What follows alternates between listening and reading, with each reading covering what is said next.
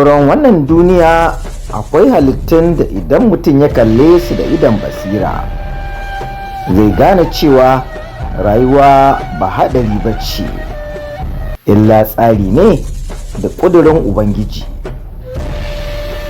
Allah ya halicci wasu dabbobi da wata baiwa ta musamman wadda ke ba su damar rayuwa tsawon lokaci ba tare da sun ci abinci ba, ko da a cikin hamada mai zafi, sanyi mai tsanani ko kuma busasshiyar ƙasa. Wannan ba sa'a ba ce, ba koyi da wani bane, illa hikima ce ta Ubangiji wadda ke nuna yadda kowace halitta aka tanade ta da abin da za ta rayar da shi.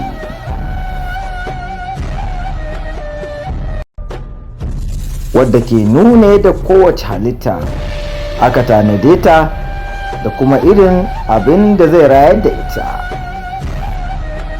A yau za mu shiga duniyar waɗannan halittu, mu gano sirrin yadda ƙudurin Allah a cikin halitta ke ba su damar tsira, inda wasu ke cin abinci sau ɗaya amma su rayu na watanni ko ma shekaru. Halittun Duniya TV, inda halittu ke ba da shaida ga ikon mahalicci. Halittun Duniya TV tashar Hausa ce da ke kawo muku labarai, bayanai da hotunan halittu na ƙasa da ruwa, daga namun daji, kifaye, tsuntsaye, ƙwari zuwa manyan halittun teku. Mun mayar da hankali kan watsa ilimi cikin sauƙin fahimta tare da nishaɗi da kyawawan hotuna daga ko'ina cikin duniya.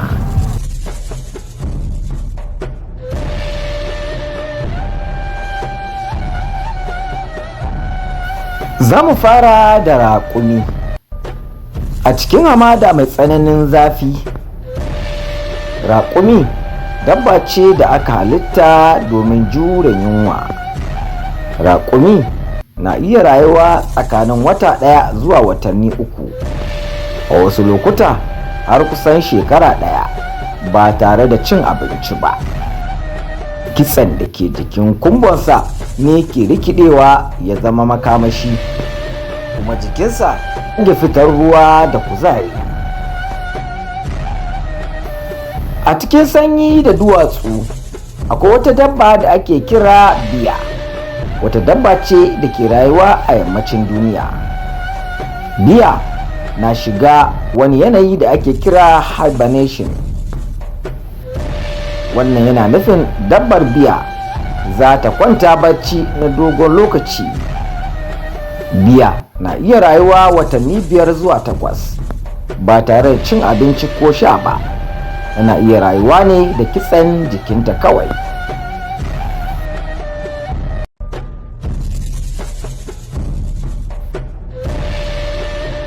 A cikin hamada da wurare masu duhu, kunama wata kankaniyar halitta ce. Tana daga cikin dabbobin da suka fi jure yunwa a duniya. Kunama na iya rayuwa shekara guda cikakke, a wasu lokuta har shekara 1.5 ba tare da cin abinci ba. Wannan saboda tana motsi kaɗan-kaɗan sosai, kuma jikinta baya cikin makamashi da yawa. A koguna da tafkuna akwai wata dabba da ake kira kada. Kada dabba ce mai matuƙar juriya.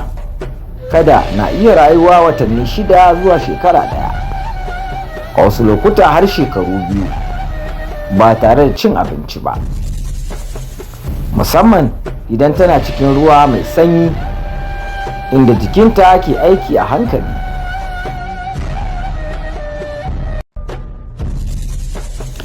A cikin gonaki, dazuka da wuraren ruwa akwai wata halitta mai suna kunkuru. Kunkuru na ɗaya daga cikin dabbobi mafi daɗewa a duniya a tarihi. Kunkuru na iya rayuwa watanni 6 zuwa shekara 1 ba tare da cin abinci ba. Wasu nau'ikan kunkuru ma sun taɓa rayuwa fiye da haka saboda jinkirin aikin jikinsu.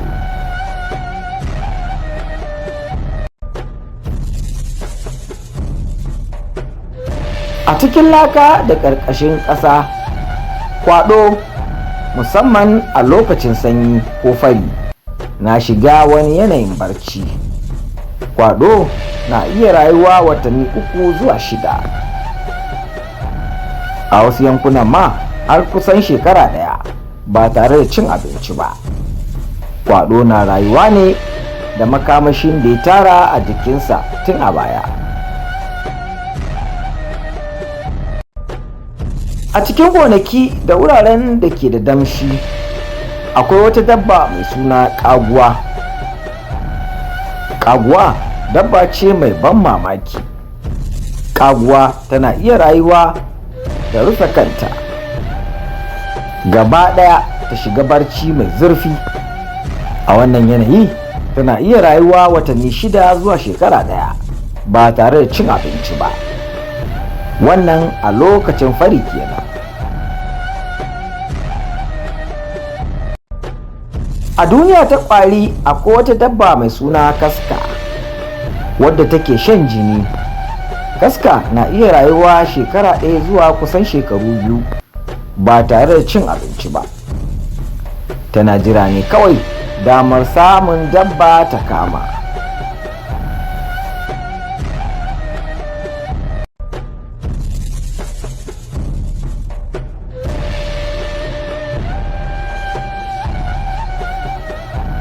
Wasu nau'ikan kifaye da ake kira shark masu girman gaske na iya rayuwa makonni da dama zuwa watanni 3 ko 4 ba tare da cin abinci ba. Hantar su mai ɗauke da mai ce ke ba su wannan damar.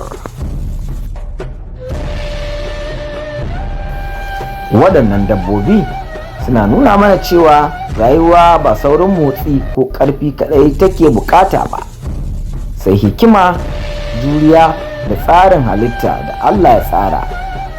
A cikin yunwa, sanyi, fari ko hamada, kowace halitta tana da nata sirrin tsira. Duniya cike take da abin ban mamaki.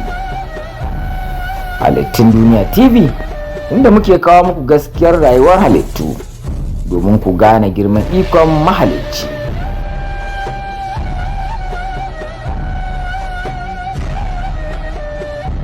Halittun Duniya TV tashar Hausa ce da ke kawo muku labarai, bayanai da hotunan halittu na ƙasa da ruwa, daga namun daji, kifaye, tsuntsaye, ƙwari zuwa manyan halittun teku. Mun mayar da hankali kan watsa ilimi cikin sauƙin fahimta tare da nishaɗi da kyawawan hotuna da ko'ina cikin duniya.